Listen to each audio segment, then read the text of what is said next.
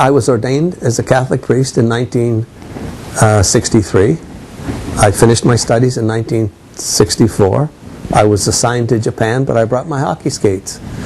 And I used to go once a week to a public skating area, and close to the end of the evening session, a half an hour before, that was my exercise. I used to skate as fast as I could.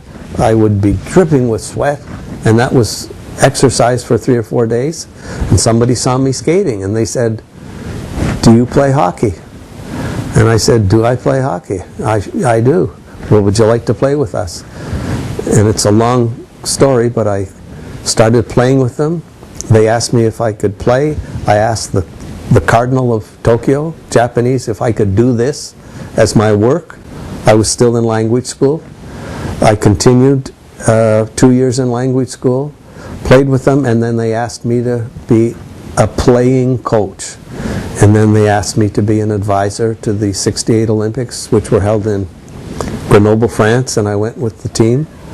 And then I left, met an American woman, got permission to leave, changed my career, went to graduate school, and my degree is, I'm trained as a psychologist. I wanted to fit in so much. Because I met so many people that didn't speak Japanese well, didn't really like it so much, and I didn't want to be like them. And I tried so hard to fit in, and I concluded that I wasn't doing a very good job because I'm not being me.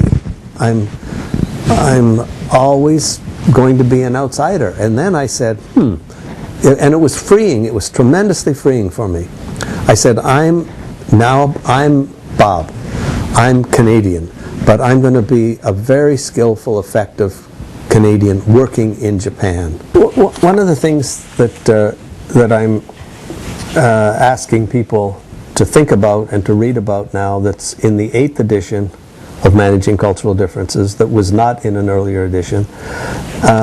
It comes from a quote that I read in a book about Einstein, and he made this statement: "One can be an internationalist without being indifferent to members of one's tribe."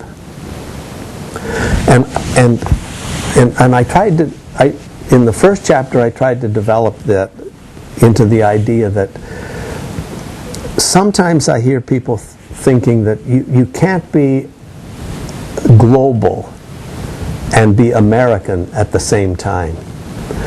You can't be global and be Japanese at the same time. And I think Einstein said, almost 80 or 90 years ago, you can be. You can be an American, and you can be global in mentality. You can have different skills. And I'll give a real simple example. It's a kind of a family example. 2 years ago, my wife and I, as our daughter was living in France then, married to a French person.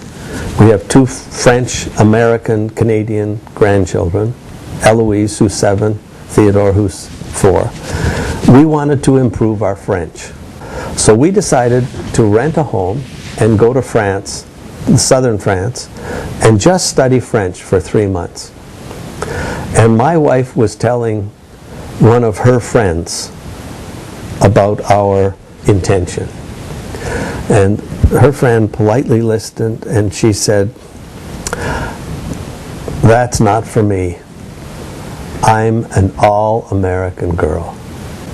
And what I tried to say and write about and persuade people in the first chapter of this book is, you can be an all-American or an all-Canadian and still be global in perspective.